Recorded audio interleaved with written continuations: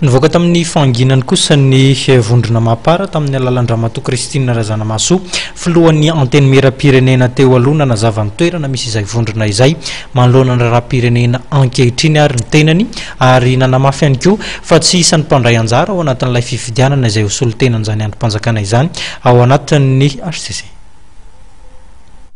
Misy ny tsy fanarahan-dalàna sy ny tsy fanatanterahana ny lalam-pandrenana. Hoy ramatoa Christine Razanamaso, filohan'ny anteny mera-pirenena teo aloha izay solo-bavam-bahoaka ny vondrona mapara voafito tao am-bato finandrahana. Nivoaka ny fanginana izy taorian'ny fotoana maro izay nilazainy fa nitsaboana tena. No tany saina nandritra izany ny tsy fanarahan-dalàna mahakasika ny fametrahana ny vondrona parlementaire sasatsasany teo anivon'ny anteny mera-pirenena izay heveriny tokony asiana famaizana avy amin'ny fitsarana avy momba lalam-pandrenana. Manao appel zay mampiantso andreo instance dirigeante mba ilazany indrindra io HCC io, ilazany io HCC io hoe ity famadihana palitao transhumance politique ity patram ianao niditra ao amin'izao fotoana zao firy groupe parlementaire patram everina fa tsisy député tsony raha tsiray na roa lasa izy daholo lasa any amin'ny HVM ka tokony ho hitany HCC zany zavatra zany hoe avy ato amin'ny antoko patram hivadika antoko HVM nidikan'izany dia von'ny déchéance tokony ny article 72 miatra amin'ireo député reo ary naneny mapara koa aza fa raha jerentsika mapara tsiko fanazavana anareo zany nisy ny ary teo ny angany mapara didy mpitsaranany CES tamin'ny 6 février oziny ny voalazany CES ireto ny député élu mapara nisy 7 ny anadaza ay nga atao nisy mapara 1 nisy mapara 2 nisy mapara 3 mapara anankiray ary iny mapara anankiray iny nanao engagement zahay député mapara engagement personnel anaza règlement intérieur any mapara nanao engagement hoe zahay de député mapara manaja ny règlement intérieur ary zahay de tsy miala fa groupe parlementaire ray ihany fa raha mandika an'izay zay dia miarany déchéance ary zao io convention natao io s'impose entre les partis au même titre que la loi. La lana io tokony. Izay zany hoe mbola faire appel koa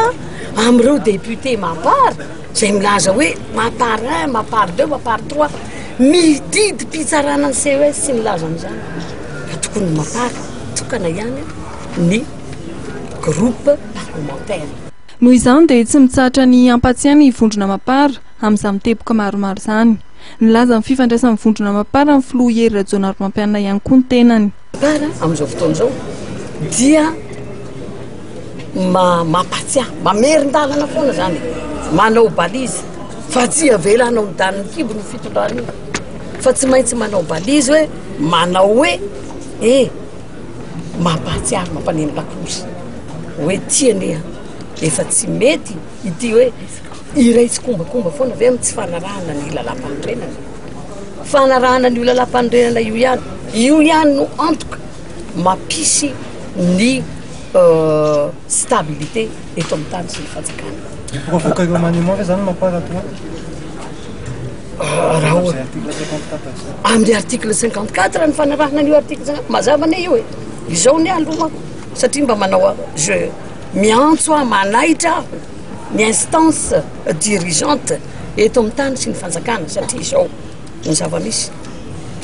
natao zany hoe noho ny tsy fanekena hoe ny mapara no nahazo député betsaka indrindra tany amin'ny législative tsy nisy afaka hiampy fa nahazo député maro solombavam-bahoaka raha tsy ny mapara ary ny article 54 dia mazava avy amin'izay manana député be indrindra no manome ny premier ministre anefa dia natao ny zavatra rehetra hoe andao amorona majorité vaovao ahafahana manendry premier ministre namorona majorité vaovao nampidirina patram ny karazana député rehetra antoko politique anio patram io nazahoana majorité hanendry PM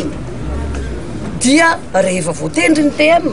avy amin'ny alalan'ireo député hoe nataon'ny patram sy ny plateforme majorité présidentielle inona ny zavatra nisy atorina nanangana indray groupe parlementaire HVM. Iza io amin'ny groupe parlementaire HVM io reo député efa niditra mitoko parti politique patram no mbola niditra mitoko parti politique miditra mitoko HVM. Inona dikan'izany? Voalaza ny article 72 anie zany fa ireo olona ireo zany a dia nanao le famadihana palitao transhumance politique izay mienjera tokony hiarany article 27 lalafandrenana.